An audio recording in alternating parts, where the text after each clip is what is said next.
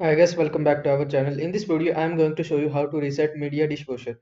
If you want to reset your Midea Dishwasher, then you will need to follow some steps. First, turn on your Midea Dishwasher.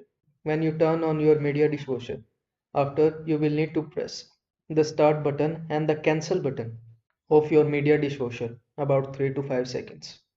Simply turn on your Midea Dishwasher, then press and hold the start button and the cancel button of your Midea Dishwasher about 3 to 5 seconds. Then your Midea Dishwasher will be resetted after that. This is the first thing you can try. And the second thing you can try is to reset your Midea Dishwasher.